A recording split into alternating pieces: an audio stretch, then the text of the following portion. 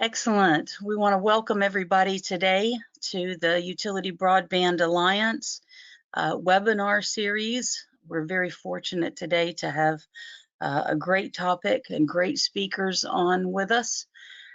You're all in listen-only mode, as the recording said. There is a questions tab on your dashboard. If you have questions, please type them in there. We'll be monitoring those throughout the broadcast, and we'll do our very best to get to all the questions. Of course, if we don't get to yours specifically, we will have the speakers follow up with you directly offline. And with that, I don't want to take any more of our time. We want to turn it over quickly to our speakers, Mike Brozek from Anterix and Jason Ervin from Lower Colorado River Authority. Gentlemen, I'll turn it to you to do your introductions and get right into our topic today. All right, well, I'll take off first there. Bobby, thank you so much. Thank you to yourself and UBBA for putting these webinars together. I think that there's always, value in learning from other folks, and especially people who have a little further down the path towards private LTE or utility broadband. And so thank you for that. So I'm Mike Brozek. I've been with this company called Anterix. I actually joined when it was called PDV Wireless and then changed the name to Anterix for the better part of 5 years. Currently, I am the VP of Customer Success, and I get the pleasure of working with gentlemen like Jason and others who are a little further down the path towards private LTE. Prior to that, I spent 30 years at a utility based in Kansas called Westar Energy. Westar Energy merged with Kansas City Power and Light to form Evergy. So you're probably more familiar with that term, Evergy, than you are Westar. But for 30 years I was there, and for 20 plus of those years, I was the director of infrastructure and telecom. So I like to say, as we're talking with potential customers, I was in your shoes. I was on your side of the table, for a long time, and enjoying. It had a great career there, and now really enjoying being involved in not only what Anterix is doing, which is bringing spectrum to the market, but also been very involved in the UBBA organization since its inception. So that's who I am. Thank you, Mike. Good afternoon. My name is Jason Ervin. I'm Senior Vice President of the Lower Colorado River Authority Telecommunications Department. We are a quasi-state governmental entity that is a GNT, and we have a water side to us as well, and we manage the Lower Colorado River, which is in Central Texas, and it runs from Ballinger, Texas, down to Matagorda Bay. We generally cover about 70,000 square miles with our utility business, water and electric included. And back in March, we came to a decision that private LTE was a direction that we would be venturing into to replace not only our mission critical push to talk system, but also our data network as well for our SCADA network that controls some of our hydromat flooding gauges. Mike, I'll turn it back over to you. Okay, well, let's talk a little bit about the format of today's webinar. We plan to have really just a conversation, fireside chat, good old, talk show style. But we encourage all of you out there that are watching live, if you've got questions, put them in the chat like Bobby described, and we don't mind being interrupted, because we want to, engage you in this conversation as well. So if you come up with questions, Bobby will let us know, and we'll just, we'll just weave them into our conversation. But other than that, really the main thing that we want to learn about is Jason, yourself and the team and LCRA, and really the path that you took to get to where you are today, and then also talk about where you go into the future. So let's rewind the clock back, let's say, I don't know, 5, 7 years. ago, and tell me about LCRA and the technologies you were using and really what the business drivers were at that time. Okay, well, LCRA is a little different than most typical utilities, especially, we're not an IOU. So we do a lot of community outreach, and we share a lot of our infrastructure with our customers and our communities. And back in 1996, actually, we started sharing our LMR network with third-party customers. We needed to build a new network. At that time, we had VHF, UHF, and just a host of different systems that we all operated on. And we moved to a trunk radio network back in 96 and started sharing that with our customers. And over time, we've kind of grown. We went from EDAX to Open Sky, and we were at end of life, and it's time to replace. And when we started looking down the path, it was like, okay, what's really the next generation of equipment? And we talk about it being a path. It's not really a path. It's really a journey. You overshoot the path pretty quick. So we stepped back and looked at what technology was out there, really what the future looked like, and what other spectrum was available. And what we found was, in our area, there's really not a lot out there that would meet our needs because of the size of our network. 71,000 square miles, and it's covering 68 counties, is a pretty large network, and it actually runs in between from Houston, north of San Antonio, over Austin, out towards New Mexico.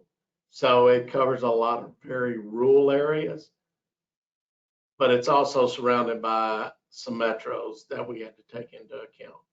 So we began back in 2016 discussing what our future looked like.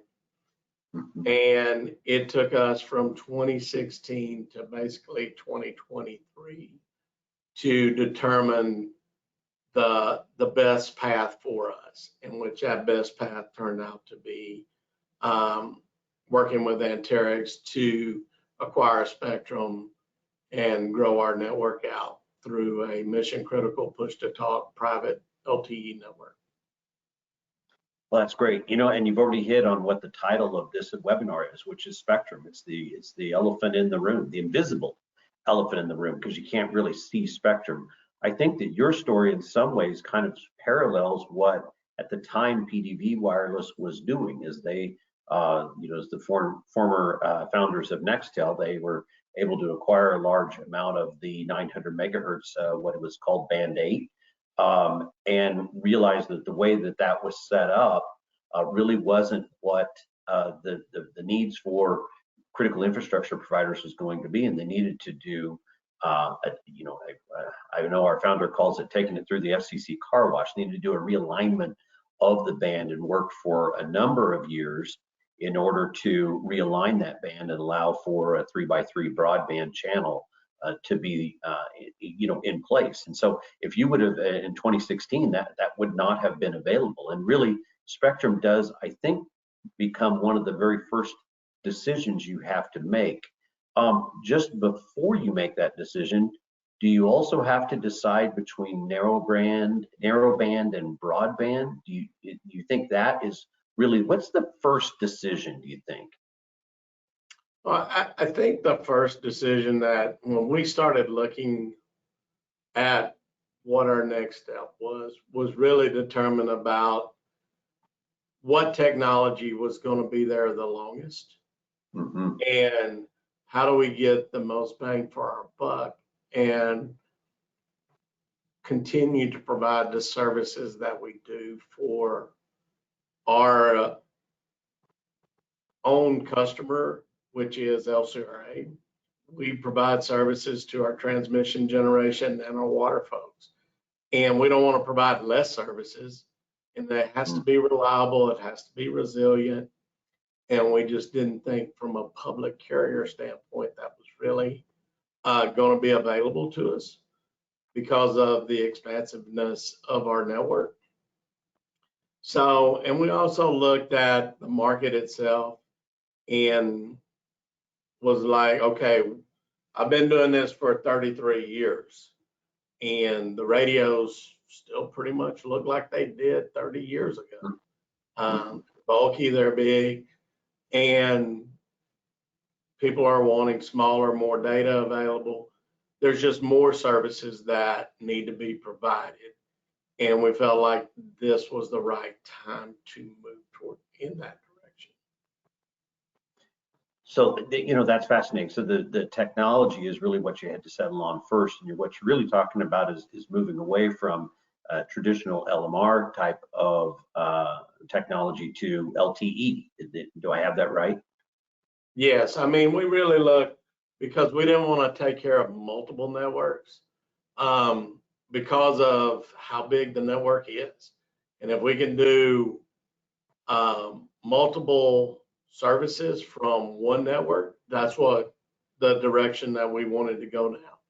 So we brought in a lot of folks to help us determine here's kind of where you're at today and here's what we want to see tomorrow.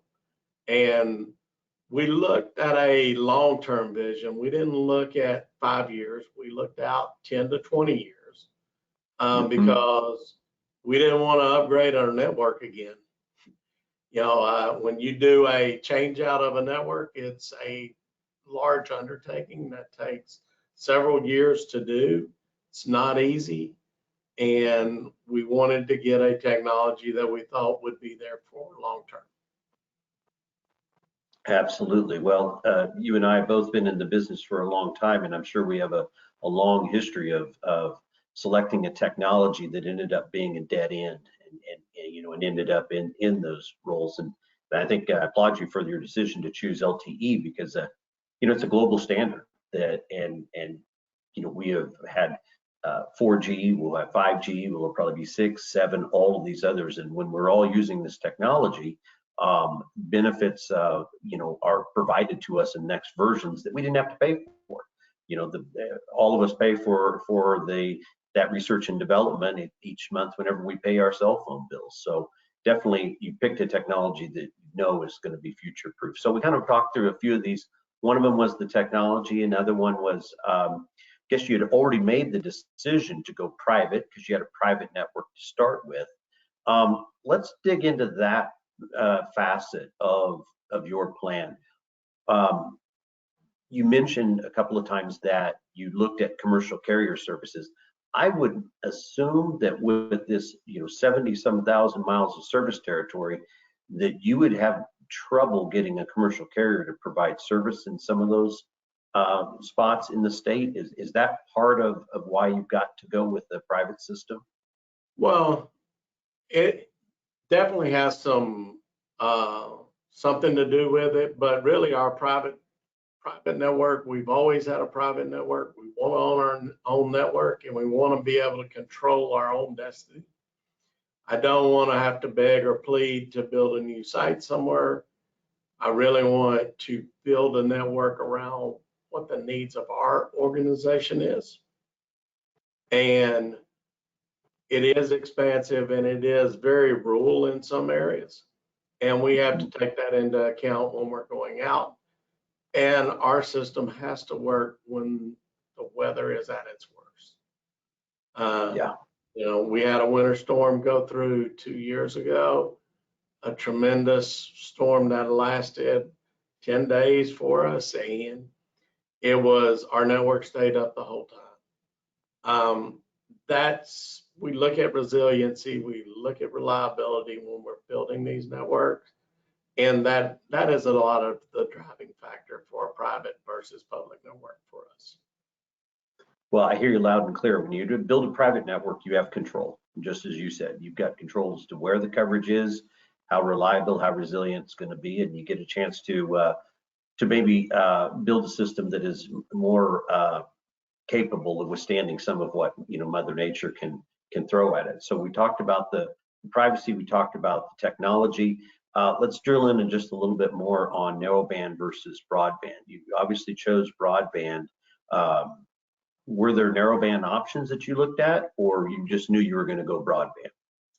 We actually looked at narrowband, but we had quite a bit of 900 megahertz spectrum holdings ourselves in narrowband. But when we look at it as a whole, as a market, it's how long will that market last?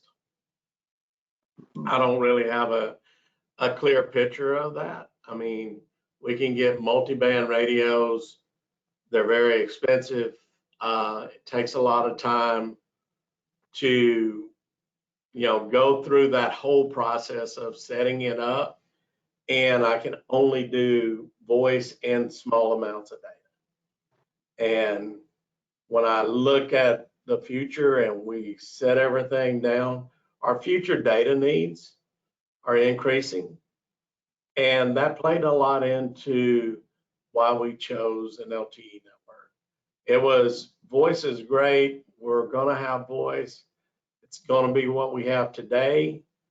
But our data needs are really driving a lot of our decision making at this time.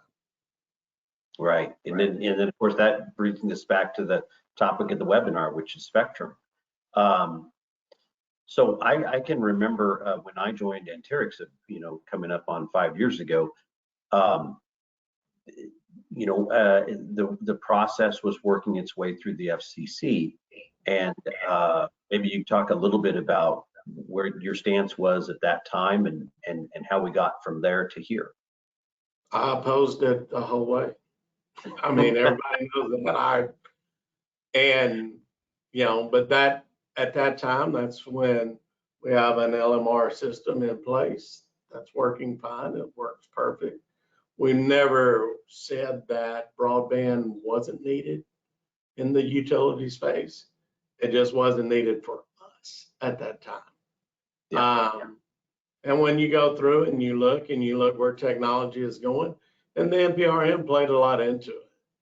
I mean, it moved the needle for, hey, here's the future of LMR in the 900 space. And we felt it was best, it was in our best interest to move towards a private LTE network. Well, and I don't know what your exactly your thoughts are. For me, it was the first experience that I really had with the FCC proceeding. And, I think that the FCC did take everybody's input in line and came up with, a set of rules that work for everyone. I think, as oftentimes happens in negotiations, if you settle on a solution and you don't have one single party being extremely happy, but everybody being sort of happy and sort of unhappy, then you found a good resolution to that. So I don't know what your thoughts were. I thought the FCC did a good job of taking into consideration all of the comments that they received.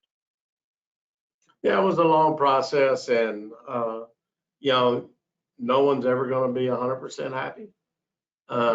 But you have to adapt and move forward. And a lot of the ecosystem 6 years ago isn't what it was today. Today it's a lot different. 6 years ago when this started, there wasn't a lot of stuff, a lot of equipment even out there to do Band-Aid. Wasn't any. Right. And, right. So now we're at a point to where the ecosystem is improving. We're getting enough people buying into moving towards private LTE that I think the ecosystem will grow and continue to get better over time. And it's not like you can just decide today, hey, I'm going to do private LTE and next week start on it. There's a lot that has to happen to make that happen. So even on a fast pace, you're looking at 18 months to be able to do something. So the ecosystem's going to get better. You know, and that is the perfect segue into, let's fast forward now in time. Now we're at today. And you mentioned the ecosystem. I was going to bring that up. It really is as important as the choice of spectrum. I like to say, if you've got spectrum but no devices that work on it, well, then you've got a glove but you don't have a hand. I mean, they really, that has to be a big part of your decision-making process. Is there a robust ecosystem out there? And you're absolutely right. I know I've got a chance to see it from the front row, to see that ecosystem grow from hardly any providers to well over 100 that are in, that in an organization that Anterix has called the Active Ecosystem Program, that are all providing products and services to support that. So it's a huge decision. Let's talk about the business case and the use cases that you're planning to deploy on this network. What are some of those that really move the needle for the business case? Well, as what we're looking at is a lot of SCADA application, meter reading, those type applications, and we operate and share our network with our transit authorities in the area, so they're interested in what data they can put over the LTE network. So it's really data driven and our mission critical voice. We see a lot of AVL opportunities and those type devices. And I'm sure we'll be venturing off into sensors in our plants and on our equipment to measure temperature and vibrations and those kind of things. And we're growing this as we go. It's kind of amazing. You can sit there and go back when you're putting all this information together, and your business needs change over time. And as new technologies come along, you have new opportunities to do things different. So that change of use, your use cases are always going to be, it's like a moving target for us. So we know, right. But we're really focused on the mission critical push to talk voice, making sure it operates as well as our LMR voice does.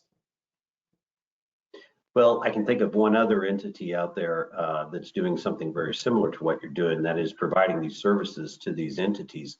So you're in a very interesting role here, as you made a decision on what's best for LCRA, but you've also made a decision on what's best for those entities that you serve.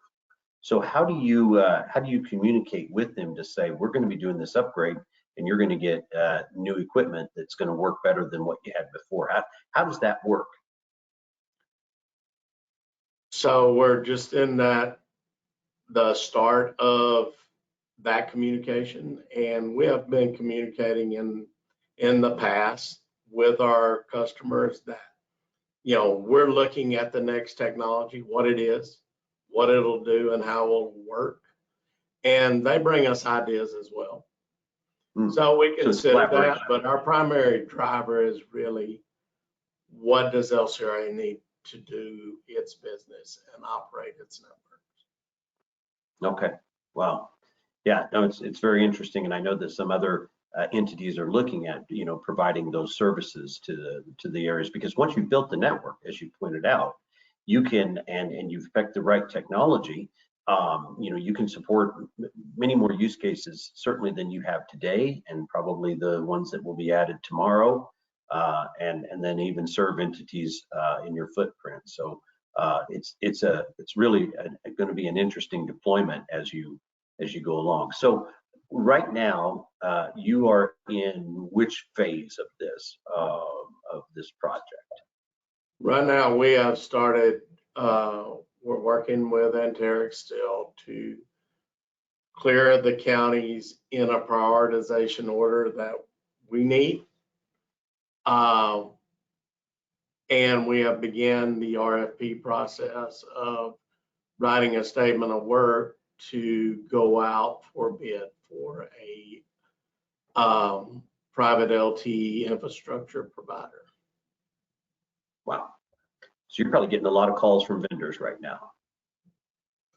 I'm not, but somebody is. So I kind of let other folks do that, and I stay out of the way so I don't get us in trouble. But we have, it is fast and furious. We do have a lot going on, and we're still maintaining our existing LMR system and customer base as it is today. You know, and while we're on that, talking about the ecosystem, that has to be a extremely important decision as well. Granted, the spectrum will last for, you know, the agreement, well, in your case, the purchase, you know, that lasts forever. You've made that decision. When you go to make that infrastructure decision, you need to know that that vendor is going to be around for as long as you expect the life cycle of the equipment to be. Would you say that kind of limits your choices, or, you know, maybe you wouldn't entertain something that was brand new and new to the market? You'd go with more of a traditional player. Does that play in it at all, or are you just going to look for who's got the best technology? We're looking at who has the best technology, and we move forward with we have a standard process we use, and we're looking for requirements to be met that will be in our statement of work. Yeah, great.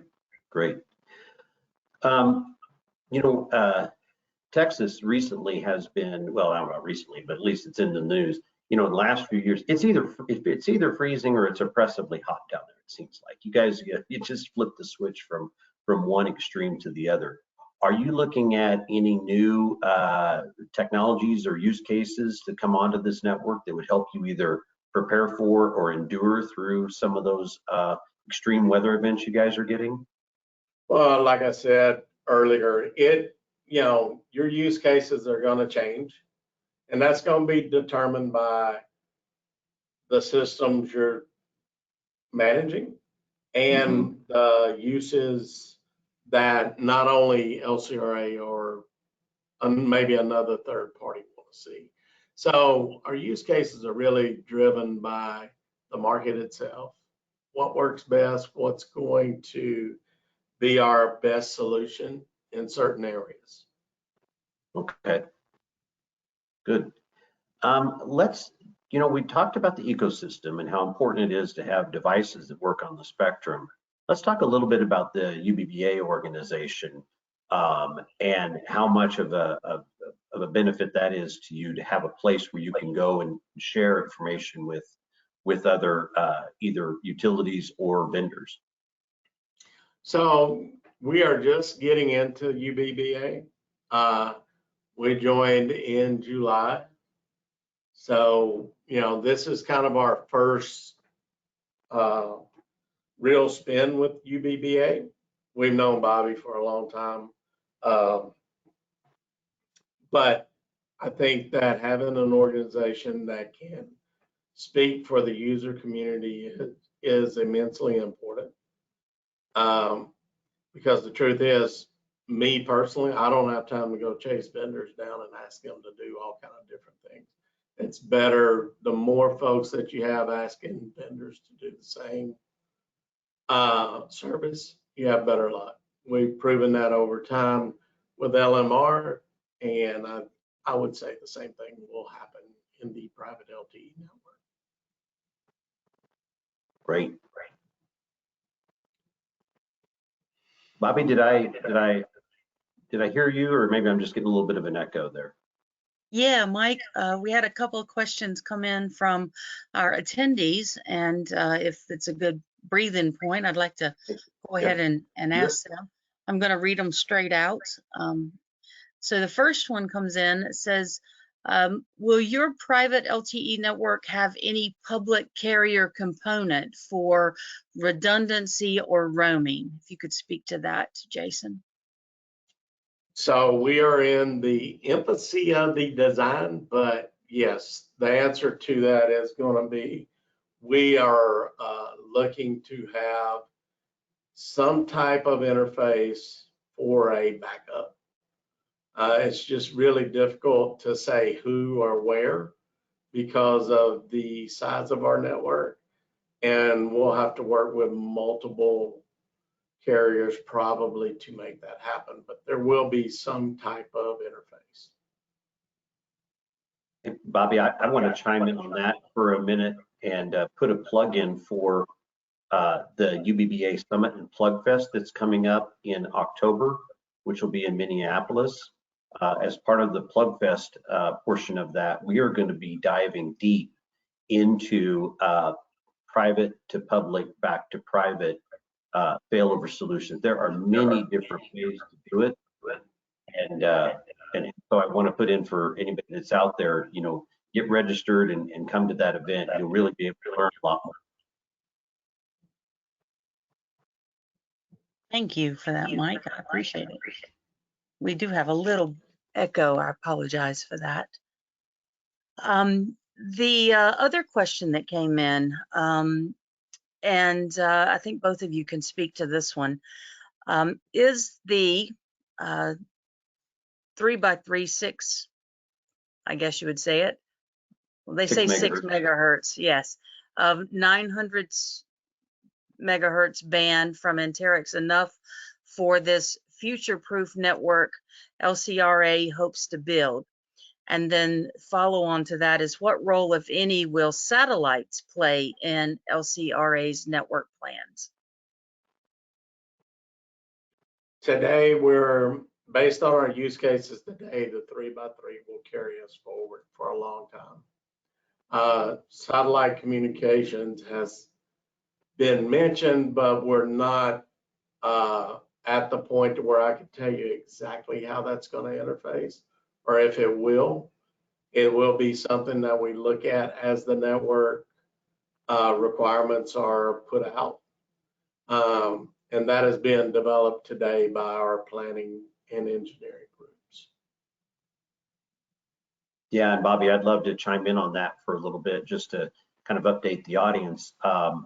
Two exciting updates there specific to Anterix Spectrum. The first one is, as so many people on the phone are going to know exactly what I'm talking about, and others, this will be foreign to you. So if you have more questions, reach out to me. But the Band 8 is is recognized all across the planet as a broadband spectrum. There are some unique aspects to that and the particular rules that are written for the United States. And as such, while Anterix was building this active ecosystem and working with these vendors, the vendors came forth and said, would you guys petition and let's get a new band, what I'm going to call label or name for this, so that we can clearly delineate a device that's Band 8 that's headed for Europe versus one that's headed for the United States. And so we were able to successfully complete that, and it is going to be referred to as Band 106. And so I've already tried to get our marketing team to fire up, get your kicks on Band 106. Hasn't gone very far yet, so we'll see. Maybe I need a better sales work or better singing voice for that.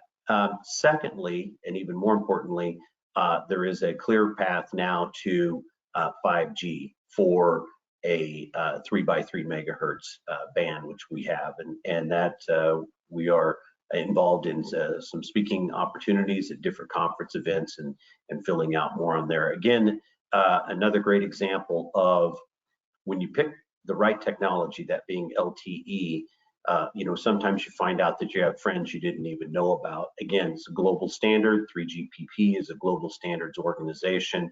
There were other entities out there across the globe that wanted to see the 5G classification come down to that smaller channel size, and that we have a clear path towards 5G. So two really exciting announcements about Band 106 in the US. Excellent, thank you.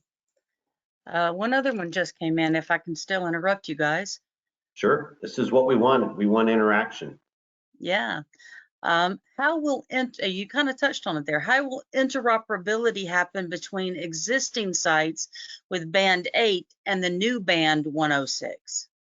It's the same. It's just a different label. There you go. Thank you. Good clarification there. Yeah, and thank you, whoever asked that question. Thank you. We want to clear up any communications on my part immediately. Beautiful. Thank you. And back to you guys. Okay. Jason, you know, I kind of keep coming back to the same thing, is that you're serving entities within your footprint. And does that mean that within the state of Texas that you are a telecommunications service provider? No, no, sir. We are a state entity, and we provide excess capacity that we have on our networks to our customers, which are munis, nonprofits, and co-ops. Got it. Got it. No, it's fascinating. And of course, it's not unique. There's similar situations in some of the other states, you know, that I've had conversations with. So one of the benefits, we talked about a private network, which means you have complete control.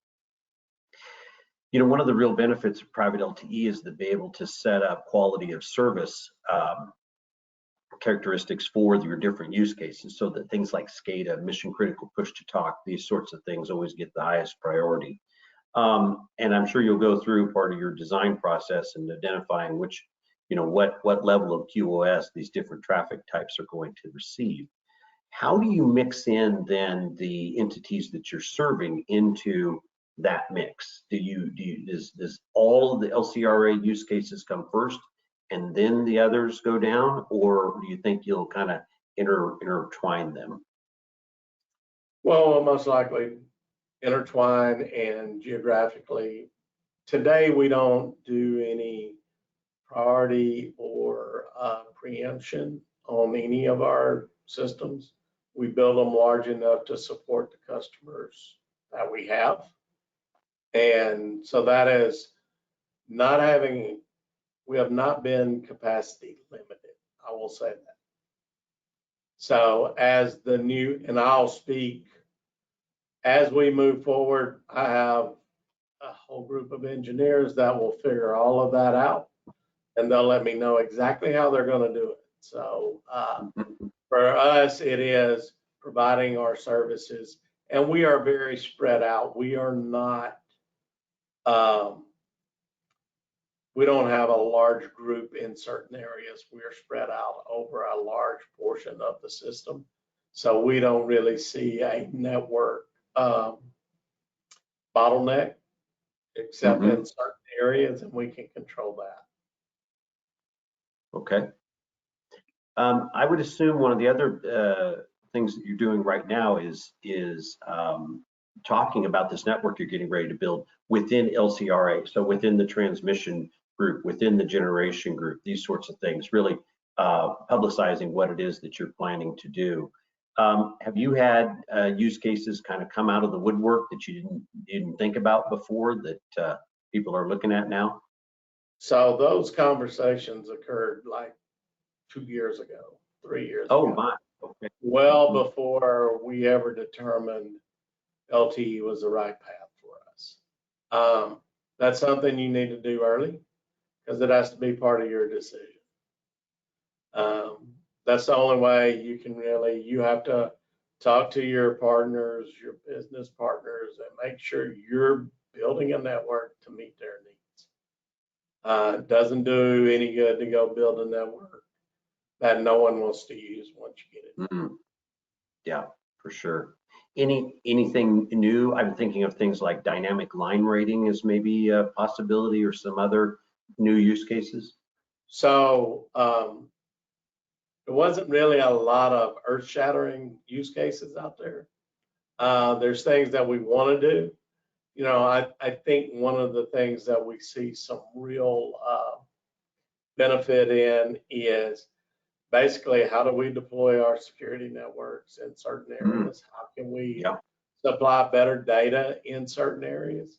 It wasn't one specific thing. It was multiple things that came out. And, you know, when we first began, of course, a lot of the use cases are going to be different now than they were then. So we're going back, and we'll start those conversations again to make sure we understand exactly what the expectation is from our internal folks. Right, right.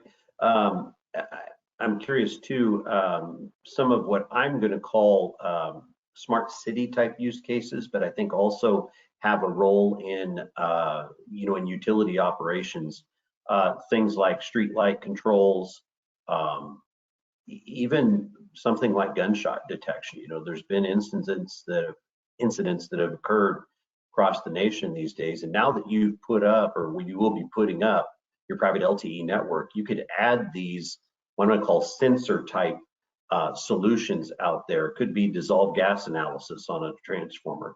And the real beauty of it is that you pay for the equipment and the installation, and you really have no ongoing O&M expense. It's just another node on your private network. Any thoughts around those use cases, or any movement towards that? Well, right now we are in just getting the design and getting our RFP set up. There's been a lot of conversation around sensors and what that would look like in the future, but nothing that I can elaborate on right now. Okay, well, good. Well, I know some of the other entities we've worked with, those engineers start coming out of the woodwork once they find out that they can install things on the network, and they have the coverage and the reliability and the resiliency that they are needed. Let's turn a little bit of our attention now. Oh, Bobby, was that you? Yeah, sorry, Mike. A couple of questions came in. One actually follows on what you were saying. I think the question is, how easy or difficult is it to hire the technical expertise to design, build, and operate a private LTE network?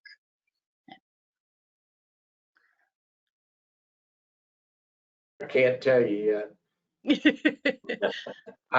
We've actually hired, I have 2 or 3 engineers on staff now that actually came out of the cellular world. Mm-hmm. But we had brought those on prior to making this decision. So we have brought some expertise in.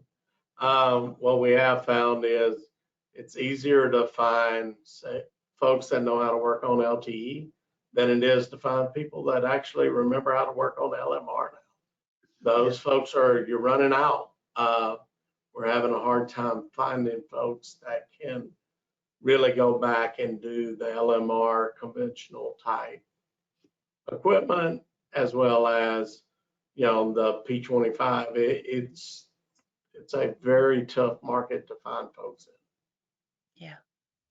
Well, and what a great example, again, of when you pick the right technology, LTE, global standard, there's just going to be a greater talent pool to draw from. Then you're experiencing that. So, Bobby, do you have another question? Well, I was just actually going to add in, and that, we're hearing that across UBBA and focusing on some of those same discussions in our work groups. But the next question is around, and you hit on this a little bit, Jason. Are your utility customers, municipalities, or rural electric cooperatives wanting to use private LTE for advanced metering infrastructure? So it goes a little bit to Mike's question about the use cases. So sort of AMI, or the next generation of AMI. We don't know that for a fact. I haven't gone out and said, here's what we're going to do, and this is what we can provide. Right now, we have been totally focused on our mission critical push to talk. But if it is something that they would see value in the future, I'm sure they'll let us know.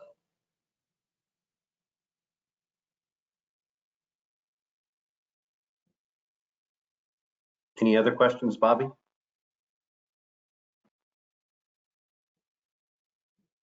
Sorry, yes, one more. And this might be an interesting question as well. How much funding is available from the federal government to help with build out costs? I think this is probably referring to some of the IIJA and those grants that are coming out. I'm not sure if you can speak to that too much, Jason, but maybe in general. I I can't speak to that. That's, we have another group that actually does that. So this right here is truly our enterprise solution for data moving forward and mission critical push to talk. So we didn't go out and research for grants. We made this determination for our enterprise solution. And, you know, that's how we determined that. We didn't use grant funding to determine whether we would move this direction or not. So I can't really speak to it. Excellent. Thank you. Mike, I'll turn it back to you and I'll keep reading questions. We've got about 12 minutes left. Great. Jason, I just returned from the IEEE conference, and there was a tremendous amount of work being done at the universities and also our national labs about a future, a decarbonized future where, and I know that LCRA has some goals to reach net zero, and most states and most entities do. The solar and wind opportunities there in your service territory just must be tremendous. Do you see programs, do you see LCRA beginning to really try to incentivize people to deploy or residential, let's say solar, or do you think that the better solution is more what I'm going to call utility scale renewable? So Mike, that, when we started, LCRA is a generation and transmission organization. We don't do any distribution Of on our course. network. So that would be something that our third party customers may or may not be looking at. So I couldn't really speak to that. Okay. Yeah. Sorry. I could have put those those two and two together on that one. You're not going to be as heavily involved in that. So, I'm curious. Now that your process is obviously ongoing, have you been getting a lot of calls from other GNTs around the nation? So we've had several calls with different utilities around the country, and it's something that is a growing interest for folks. And I think the one thing I want to make sure everyone understands, everyone's use cases, everyone's business case is going to be different than what ours was. Our experience was we had some spectrum, we operated in the 900 band, and we really wanted to grow what services we had available internally. So when you start down this journey, and it is really looking out 10, 15, 20 years of what do you want to look like in that time frame to help you determine this. And there is no right or wrong answer. Everybody's going to be different. And this is just where we ended up. It was a very long process to get here. It was worthwhile, all the effort that we did, and we had a lot of help to get here. Mike, I had a question come in for you. Okay. If you don't mind talking about it just a little bit, Sure. because it appears that private LTE is increasing in momentum, and we were just talking about some of this, but and Anterix obviously is in conversation with a lot of utilities. From your perspective, what are you seeing as some of those most common business drivers that utilities are talking about as they're considering deploying private LTE? That's a great question. And I'm going to tag on to something that Jason said that is so true and that we've noticed. And that is that even though all of these entities, these electric utilities and, across the country are doing essentially the same thing, generating, transmitting, distributing the energy, every one of them is different. And they're different in several ways and what their primary drivers are. So I like to break it into really three categories. The first category is your base set of use cases that almost everyone's going to have. You're going to have SCADA, you're going to have AMI, you're probably going to have some sort of volt VAR type of protection solutions. You're going to do maybe some smart grid type solutions like Flizzr or others. But then, so that's kind of your base set of business drivers. Then you move into things that are happening right now that are somewhat new. If we look in the West, those would be like wildfire prevention type services. If we look around the Southeast, it's maybe going to be something centered more around, hurricanes, those other types of natural disasters. And then we've got the third category, which is the future. And for some of the utilities we're looking at, and I touched on it. It was the wrong question to ask Jason, but it's still obviously top of mind for a lot of them. And that is, how do we get from where we're at right now towards a true decarbonized future and meet some of these net zero goals? And that's going to require a lot more renewables, and it's going to require a lot of that generation moving to the edge. So how do we handle that as a utility industry?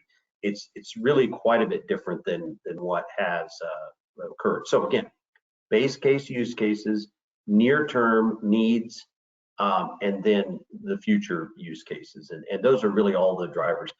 The thing about a private LTE network, and especially one built on the Anterix spectrum, is I've stopped calling it a solution. It's not a solution. It's a platform. It's a platform upon which you provide solutions for problems you have today, problems you had yesterday, and the problems that you'll have in the future. And Jason hit on this, choosing the right technology, choosing the right partner to work with, and making sure that all the pieces are in place. It's a long process. I believe, Jason, you referred to it as a journey, not a path, to come to this conclusion. But once you have, really, a private LTE network is the platform for which you to provide those near-term and future-proof or future use cases. So it's kind of a long-winded answer. I don't have exact numbers or figures, but hopefully that will help answer the question. Absolutely. We're Thank about you. ready for parting shots. Bobby, you agree? That's right. Yeah, let's do closing comments, parting shots, however you want to call it. Thank you. Jason, I'll let you go first. Well, Bobby, Mike, both, thank y'all for the opportunity to have a discussion like this. I will say that while this is a journey, it's long and it's been painful at times. It is a worthwhile process to go through, and making sure you're looking out far enough is, I can't express how critical that is, and the opportunities that private LTE can bring in the future is really hard to explain to folks, but it is very important to take the time to do it and figuring out what's best for your organization. Anybody that needs, has any questions in that, please let Bobby know, and she can reach me or Mike, and I will gladly spend any amount of time I need to have a discussion. Great. A parting shot for me, I'll give a little personal story. I can remember I was back in a role like Jason has at the utility, and the very first time a group reached out to me and talked about private LTE. In my mind, I immediately thought that what they were saying was that I had to build a network that was equivalent to one of the public carriers, and I was absolutely wrong. I had the whole picture in my mind wrong. When you build a private LTE network, you build it to the size, the scale, the coverage, the reliability, resiliency, everything that you need. You build a network that is utility grade, because quite frankly, the communications has to be working when the power is out. That's how you get the power turned back on. So Anterix has recognized that people may need some help, along the way through this journey, and we've developed a process, and we're starting to work with some entities out there who we can just help them fill in the blanks of what they're going to need in order to take on a large project, and a private LTE is certainly a large project. So we're more than Spectrum. We're definitely a company that is looking to increase the number of private networks out there, because we believe that that's the best way to protect the critical infrastructure that all of us rely on every day. Absolutely, Mike and Jason, thank you both, because we're going to continue this conversation for anyone on the phone who has not yet registered or who would like to come to the UBBA Summit and Plugfest October 10, 11, and 12 in Minneapolis. We'll be at the depot. We certainly would welcome everyone, whether you're a member of UBBA or not. You can see the agenda and more information at ubbaplugfest.org, and certainly you can reach out to us through the website or direct through email, of course, for any questions that you have. I know both speakers would be happy to follow up and answer questions. If we didn't get to your question, we had several that we just didn't have time to get to, that would be a deeper dive on some technical questions. So we will get to those follow up. But do plan to come out to Minneapolis and meet these guys in person, ask your questions, ask questions of all the utilities and all of the technology providers and solutions providers that are there, that are living this day in and day out. This is definitely the place to have the conversation, to ask your questions, and no question is stupid except the one you don't ask. So I will leave you all with that. I will thank you both again on behalf of the Utility Broadband Alliance and everyone who joined us today. Hope you have a great rest of your day and stay safe and stay cool out there. Thanks, guys. Thank you, Bob. Y'all have a great day. Thanks, everyone.